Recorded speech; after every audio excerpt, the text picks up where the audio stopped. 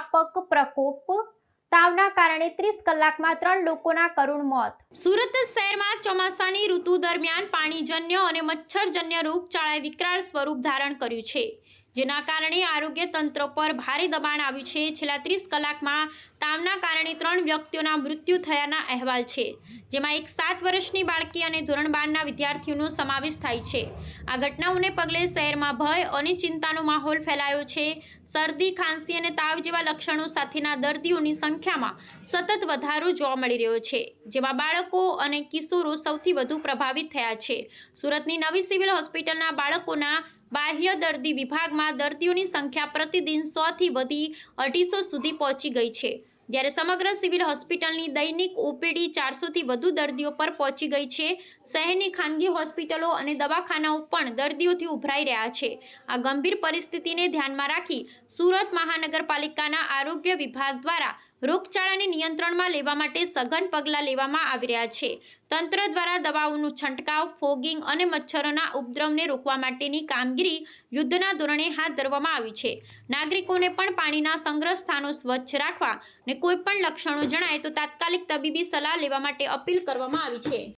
સુરત શહેર અને ગ્રામ્ય વિસ્તારમાં બદલાતા મોસમ અને વરસાદની પરિસ્થિતિને કારણે નવી સિવિલ હોસ્પિટલ સુરત ખાતે મેડિસિન અને પીડિયાટ્રિક વિભાગમાં અત્યારે દર્દીઓ આવી રહ્યા છે.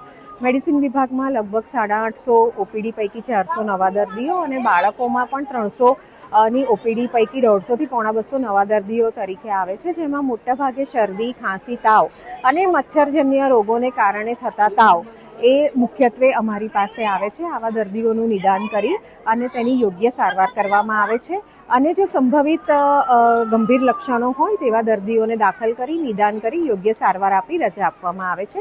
આ પરિસ્થિતિને પહોંચી વળવા માટે નવી સિવિલ હોસ્પિટલ સુરતનું તંત્ર કટિબદ્ધ છે.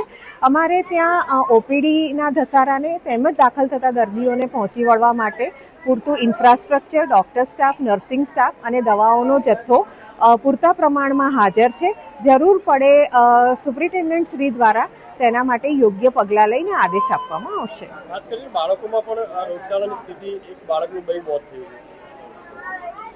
આ બાબતે હું આપ સૌને જણાવી દઉં કે બાળકોમાં જે રોગ પ્રતિકારક શક્તિ ઘણી નબળી હોય છે, ખાસ કરીને નાના બાળકોમાં. તો આપ સૌના નમ્ર વિનંતી છે કે જો નાના બાળકોને કોઈ પણ રોગના શરૂઆતના લક્ષણો દેખાય તો તેવા બાળકોને ઘરે દવા ન કરતા કે સમય વિલંબ ન કરતા આવા બાળકોને તરત જ હોસ્પિટલમાં બતાવી જરૂરી નિદાન અને સારવાર ચાલુ કરી ડૉક્ટર દ્વારા કહેવામાં આવેલ સારવારને પૂરી કરવાની જરૂર હોય છે, જેને લઈને બાળક સ્વસ્થ થાય. જો આમાં કોઈ ગંભીર બેદરકારી દાખવવામાં આવે તો બાળકની હાલત ગંભીર થઈ શકે છે અને બાળક મોતને ભેટી શકે છે.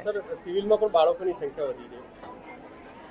જી, આપ જાણો છો તે પ્રમાણે બાળકોમાં જે વાતાવરણનો પલટો જોવા મળ્યો છે તેને કારણે વાયરલ બીમારી ખાસ જોવા મળે છે. શરદી, ખાંસી ને તાવ અને એની સાથે સામાન્ય તાવની બીમારી હોય છે, વાયરલ ફીવર હોય છે અને તેના માટેના યોગ્ય પગલાં લેવામાં આવી રહ્યા છે.